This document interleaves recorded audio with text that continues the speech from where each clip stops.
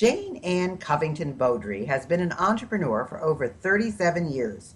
She's in the business of helping others succeed, specializing in getting rid of limiting conscious and unconscious perceptions. Additionally, she works with leaders and those that influence others through coaching them to their higher level of development. She helps people uncover their full potential, highest self. Welcome, Jane. How are you today? I'm fantastic, Dr. Carson. How are you? I am great. And of course, um, it's very interesting when you're talking about conscious and unconscious perceptions because, as you say, unconscious, you don't know what you don't know. But I would think that this has been a very, very interesting journey. So tell us how you became not only an executive coach, but doing what you call hypnocoaching.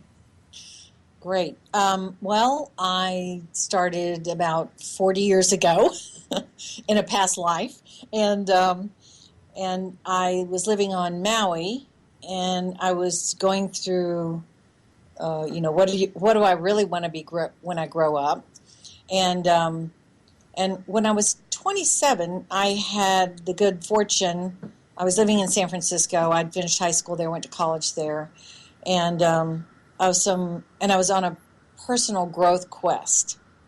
It was the late 60s and early 70s, and I started out with Dale Carnegie, How to Win Friends and Influence People. My mother took the training, and they had something for the kids, and so I started there when I was about 16 or 17, and so I was infused, if you will, with all this experience of being around business leaders and people who in the business world. My father was a business owner, so I had always had a lot of interest in business, number one, and my mother was into consciousness and being appropriate and being healthy emotionally and so forth. So I had these two leaders in my life, my parents, who were sort of influencing me in that way, in a big way.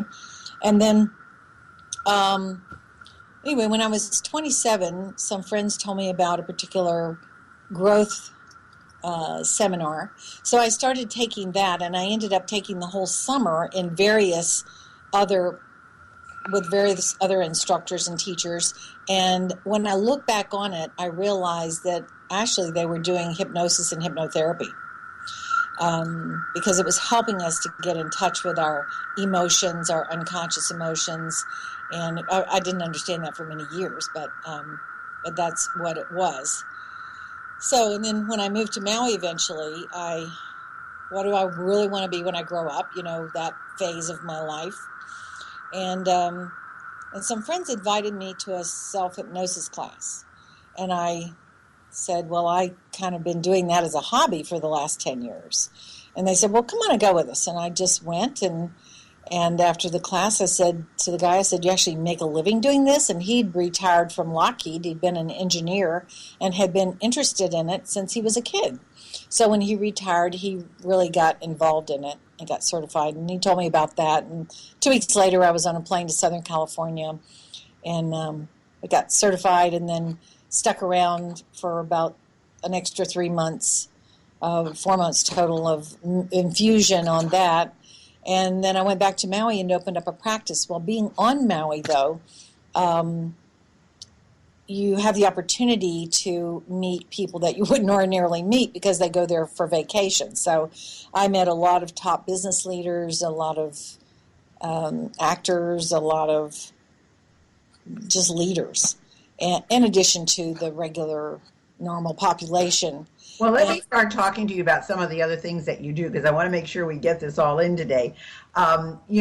First of all, I think that living on the island of Maui, that's first of all puts you in a certain frame of mind. I think there's much more spirituality and naturalness and all of that there, but you do more than just executive coaching. You have what's called the Beaudry process method. So, Jane, what exactly is the Beaudry process method? I don't think I've heard of that before. Well, it's something that I've developed over the years. I had the good fortune to work at Stanford and the University of California at San Francisco on some research projects in stress and coping. And so I got very interested in this area and have been for many years. And as a result, even though I've studied hypnosis and hypnotherapy and a lot of coaching, I've had tons of coaching training and worked with a lot of people, I began to understand that, and then I went and studied cognitive behavioral therapy, and I've studied many. I go to brain conferences, I go to learning brain conferences, I go way outside of the normal field to gather information. So the Beaudry method includes a very insightful interview that really, in and of itself, helps people really begin to get in touch with themselves and who they are and how they got to be where they are and who they are. And then as a result, then I begin to teach them about hypnosis. And by the way, in hypnosis, you're not unconscious or out of control. If you go to somebody who does that, then you're not going to get much out of it. And the truth is we're already all hypnotized because we're all pre-programmed from society, childhood, our environment. So knowing that, I'm very big on education. So after we do that first chunk, then the next chunk that I do with my clients is I teach them about their conscious and their subconscious mind and how that affects their body. I teach them how we create and change habits and patterns and sometimes addictions if we're dealing with that. And because I find that rather than just telling people, well, just change the way you're thinking, which is the good intention of a cognitive behavioral therapist, that once they understand how the brain works, then I also teach them how to work it better. And that gives them a sense of clarity, a sense of empowerment, and they also understand that they can stop scaring themselves, for instance, if somebody's anxious. Well, I want to ask you about that because I think, well, there's a couple of things. Number one, aware of the conscious and subconscious parts of it. And then people also talk, they're learning so much now too about the brain. And people have always talked about the right brain and the left brain and one being analytical, one being creative. And now they're saying that's not true, that isn't so, that there really is not that much difference between the left brain and the right brain. So where do you come in on that? Yeah. So I have been saying for about 25 years, so this is not new information to me, okay, that you see where that left and right brain concept came from was a surgeon was doing surgery, a brain surgeon, back in the 60s, early 60s. And while he was there, he said, give me some electrodes, and he poked around, and he's the one that came up with this. The conscious is on the left, the logical, analytical, and the subconscious, creative is on the right. Well, we've had PET scans around, CAT scans, MRIs for quite a long time now. And as a result of that, we've realized that we can see the whole brain functioning. And it turns out the conscious mind is up in the front of the brain, behind the forehead, if you will, at the top of the head. So we never hit the left side of our head and say, what was I thinking? It's true. Intuitively have always known that somehow it's up here above our eyebrows, about, at the top, at the base of our hairline, all that area up there is the conscious part of the mind. And it's only 10% of the brain, volume-wise. So the rest of the brain is 90%, and that's what we consider the subconscious. Now, as far as how much do we know, people say, well, we use 10% of our brain. Have you ever heard that statistic? Yes, I have. Okay. Did you know that's inaccurate as well? No, but I know you're going to tell me it is.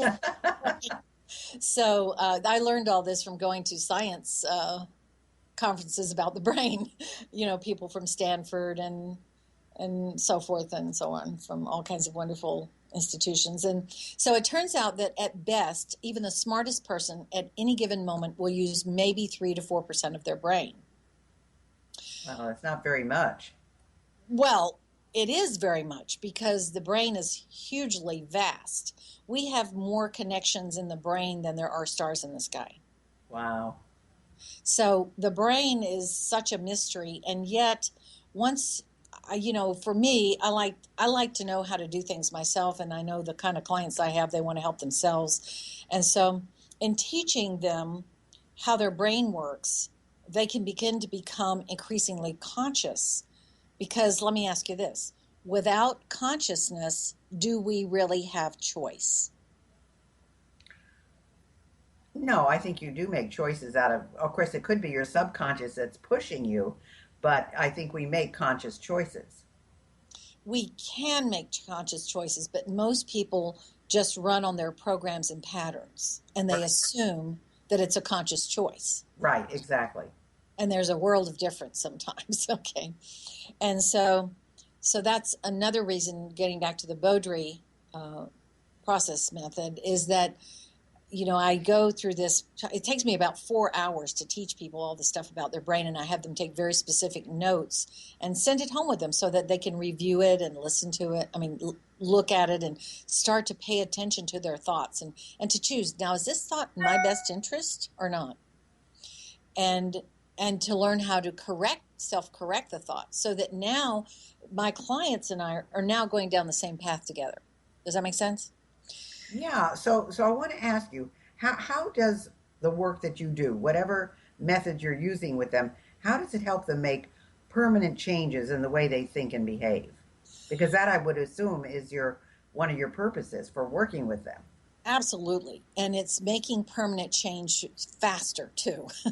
And what I do there is, that's where I include the hypnosis as well as the coaching, because I'm busy strategizing with my clients about how to have what they want: a better life, a healthier life, a happier life, a more successful life, a more prosperous life, whatever it is.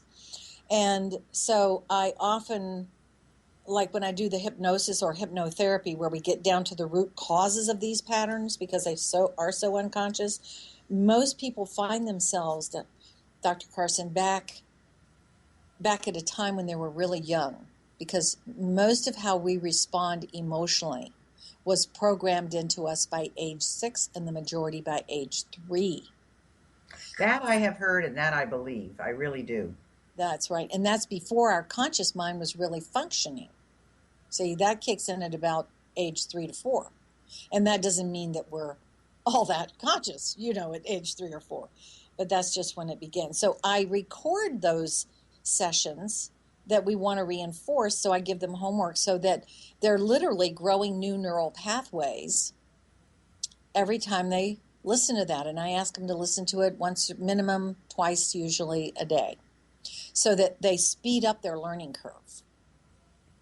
Well, you also talk about neuroplasticity. And what is that, and how does that relate to our ability to evolve? Well, that's the fancy word for what I just said. Ah, okay, And okay.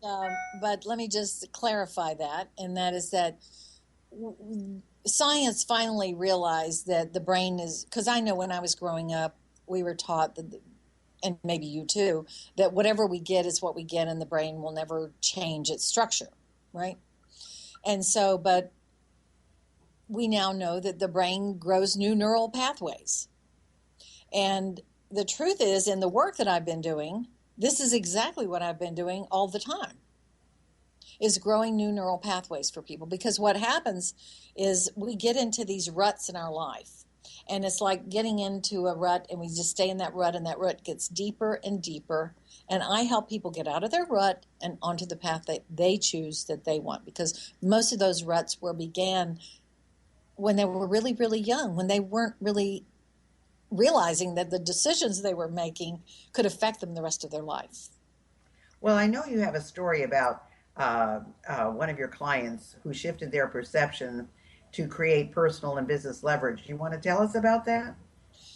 Well, I have many stories, but one that comes to mind is uh, a gentleman came in, a very successful businessman, and at the same time, he found himself being criticized by people